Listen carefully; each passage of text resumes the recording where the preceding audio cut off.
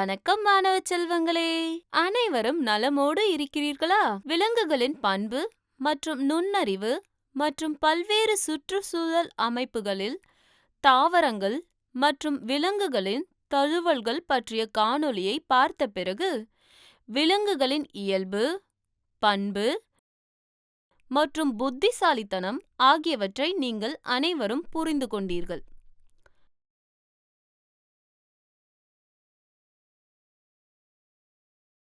மாணவர்களே, இயற்கை வளங்கள் அறிமுகம் என்ற புதிய அத்தியாயத்துடன் நான் உங்கள் அறிவை மேம்படுத்த வந்துள்ளேன். அனைவரும் தலைப்பை நன்கு புரிந்து கொள்ள ஆர்வத்துடன் கவனம் செலுத்துங்கள். கற்றுக்கொள்வீர்கள். இந்த பாடத்தின் முடிவில் நீங்கள் கற்றுக்கொள்வீர்கள்: பூமியில் உள்ள வளங்கள், உயிர் மூச்சு, காற்று, காலநிலை கட்டுப்பாட்டில் வளிமண்டலத்தின் பங்கு, காற்றின் இயக்கம், காற்று.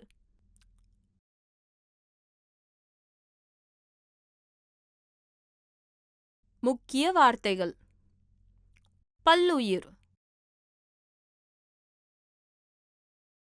பல்வேறு உயிரினங்கள்,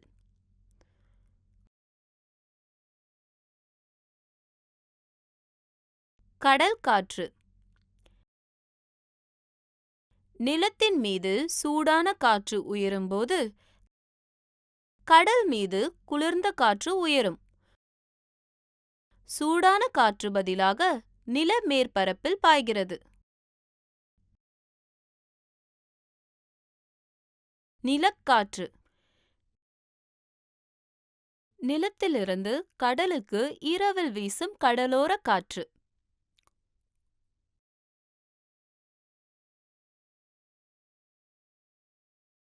உயிர் சாரார், ஒரு சமூகத்தின் வாழும் கூறுகள், எடுத்துக்காட்டாக விலங்குகள் மற்றும் தாவரங்கள் போன்ற உயிரினங்கள்.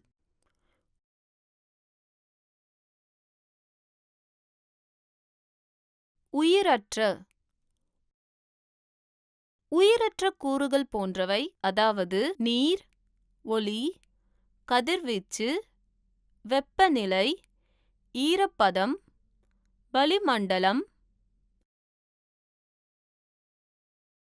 அமிலத்தன்மை, உப்புத்தன்மை, மழை பொழிவு உயரம், தாதுக்கள், அலைகள்,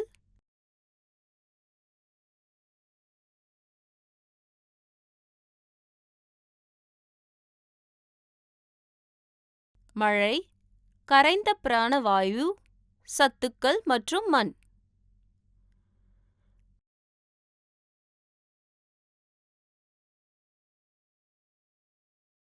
நாம் உயிருடன் இருக்க என்ன வேண்டும்?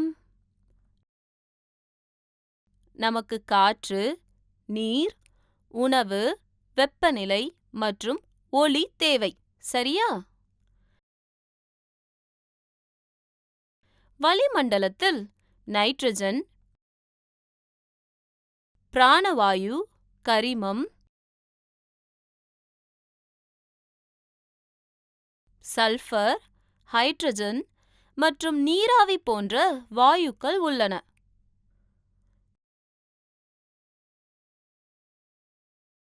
பூமியில் என்ன வளங்கள் உள்ளன? பூமியின் இயற்கை வளங்களில் காற்று, நீர், மண், கனிமங்கள், எரிபொருள்கள், தாவரங்கள் மற்றும் விலங்குகள் ஆகியவை அடங்கும்.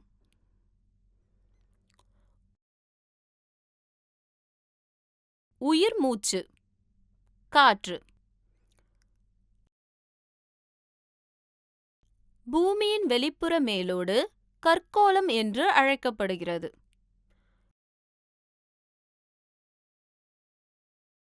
பூமியின் மேற்பரப்பில் 75% நீர் ஆக்கிரமித்துள்ளது. இது நிலத்தடியிலும் காணப்படுகிறது. இவை நீர்க்கோளம் உள்ளடக்கியது.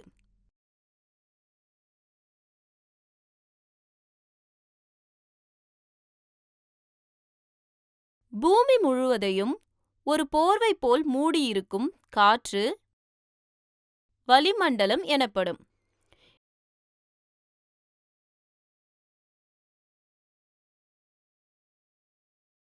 இந்த மூன்றும் இருக்கும் இடத்தில் உயிரினங்கள் காணப்படுகின்றன. வளிமண்டலம், நீர்க்கோளம் மற்றும் கற்கோளம் ஆகியவை தொடர்பு கொண்டு வாழ்க்கையை சாத்தியமாக்கும் பூமியின் இந்த உயிர் ஆதரவு மண்டலம் உயிர்க்கோளம் என்று அழைக்கப்படுகிறது.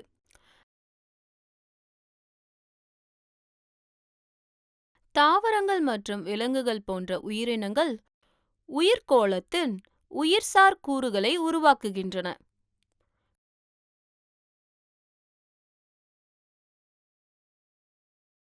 காற்று, நீர் மற்றும் மண் ஆகியவை உயிர்க்கோளத்தின் உயிரற்ற கூறுகளை உருவாக்குகின்றன.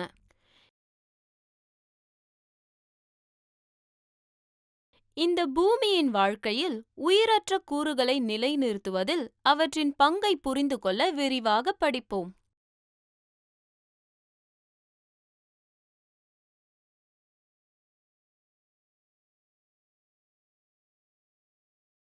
காற்றின் கலவையை பற்றி தெரியுமா?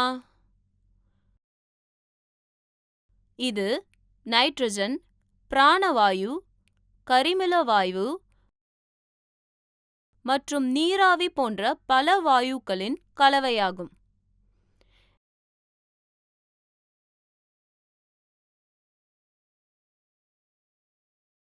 வெள்ளி கிரகம், செவ்வாய் கிரகம் போன்ற கோள்களில் உயிர்கள் இருப்பதாக தெரியவில்லை. வளிமண்டலத்தின் முக்கிய கூறு கரிமில வாயுவாக காணப்படுகிறது.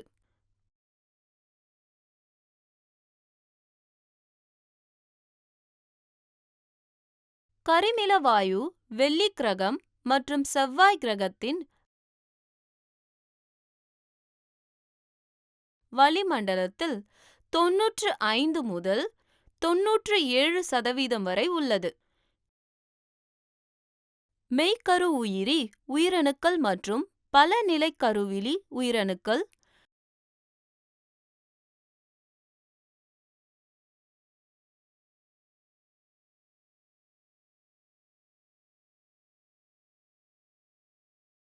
குளுக்கோஸ் மூலக்கூறுகளை உடைத்து அவற்றின் செயல்பாட்டுகளுக்கு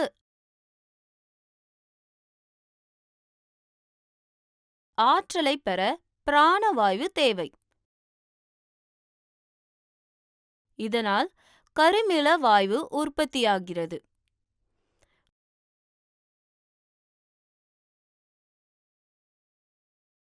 பிராணவாயுவின் நுகர்வு மற்றும் அதன் விளைவாக கரிமில வாயு உற்பத்தியில் விளையும் மற்றொரு செயல்முறை எரிப்பு ஆகும். ஆற்றல் பெற எரிபொருளை எரிக்கும். இது மனித நடவடிக்கைகள் மட்டுமல்ல, காட்டுத் தீயும் இதில் அடங்கும்.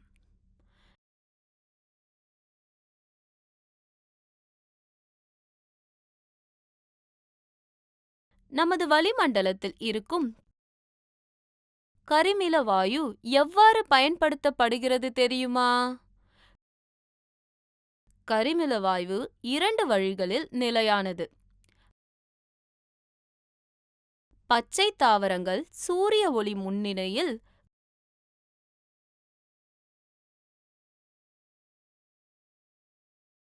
கரிமில வாயுவை குளுக்கோஸாக மாற்றுகின்றன மற்றும்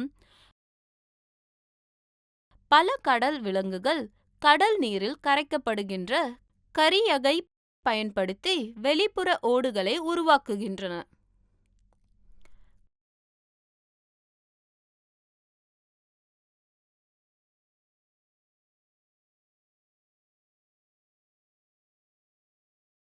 காலநிலை கட்டுப்பாட்டில் வளிமண்டலத்தின் பங்கு.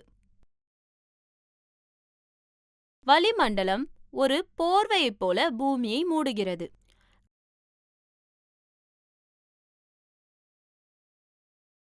காற்று வெப்பத்தின் அரிதீர் கடத்தி என்பதை நாம் அறிவோம். வளிமண்டலம் பூமியின் சராசரி வெப்பநிலையை பகலில் மற்றும் ஆண்டு முழுவதும் மிகவும் சீராக வைத்திருக்கிறது.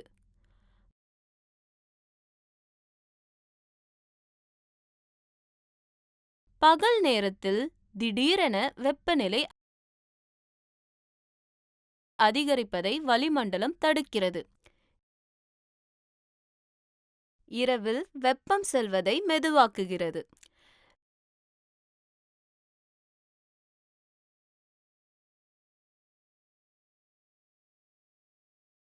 சந்திரனின் மேற்பரப்பில் வெப்பநிலையை பார்ப்போம். வளிமண்டலம் இல்லாத நிலவின் மேற்பரப்பில் வெப்பநிலை 190 டிகிரி செல்சியஸ் முதல் 110 டிகிரி செல்சியஸ் வரை இருக்கும். கதிர்வீச்சு மற்றும் பிரதிபலித்த கதிர்வீச்சு காரணமாக வளிமண்டலம் நிலம் அல்லது நீர்நிலைகளால் சூடாக்கப்படலாம்.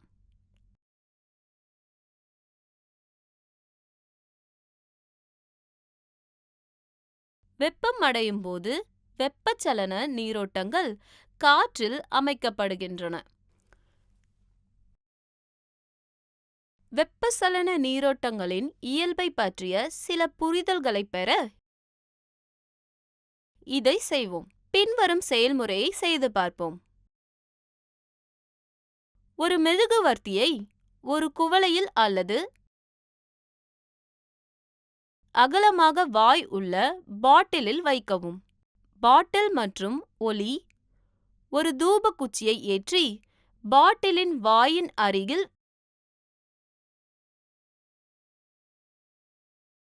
எடுத்து செல்லவும். மேலே உள்ள பாட்டிலில்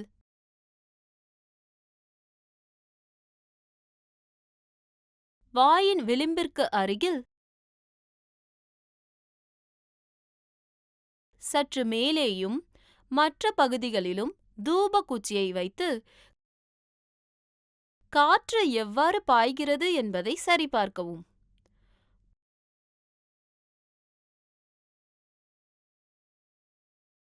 புகையை நகர்த்த அவை வெளிப்படுத்தும் வடிவங்கள் நமக்கு சூடான மற்றும் குளிர்காற்று இருக்கும் திசைகள் காட்டுகிறது. இதேபோல் சூடான நிலத்திலிருந்து அல்லது நீரிலிருந்து கதிர்வீச்சு மூலம் காற்று வெப்பமடைகிறது. ஆனால் நிலம் தண்ணீரை விட வேகமாக வெப்பமடைகிறது. எனவே நிலத்திற்கு மேலே உள்ள காற்றும் நீர்நிலைகளை விட வேகமாக வெப்பமடைகிறது.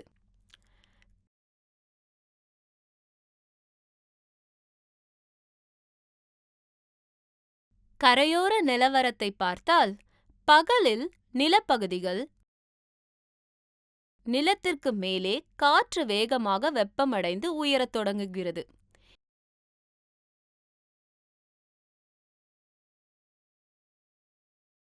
இந்த காற்று உயரும்போது குறைந்த அழுத்த பகுதி உருவாகுகிறது மற்றும் கடல் மீது காற்று இந்த பகுதியில் குறைந்த அழுத்தத்தில் நகர்கிறது.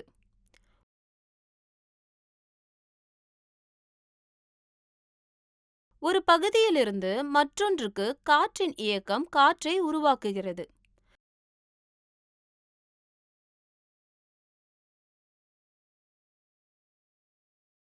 பகலில் காற்றின் திசை கடலிலிருந்து நிலத்தை நோக்கி இருக்கும்.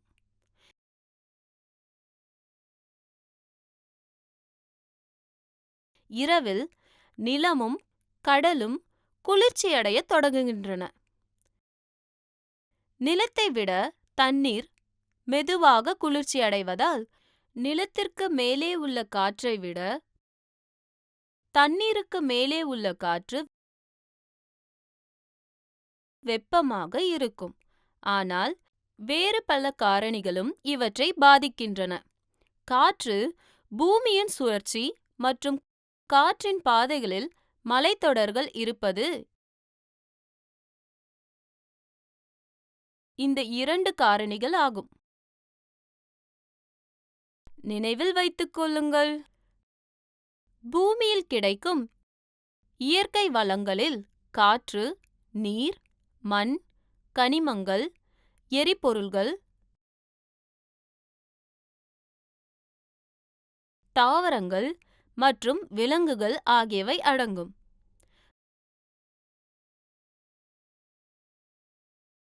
காற்று என்பது நைட்ரஜன், பிராணவாயு,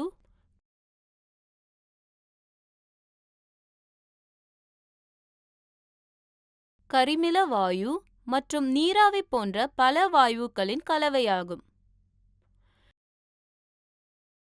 வளிமண்டலம் பூமியின் சராசரி வெப்பநிலையை பகலில் மற்றும் ஆண்டு முழுவதும் சீராக வைத்திருக்கிறது. நிலம் கடலை விட வேகமாக வெப்பமடைகிறது.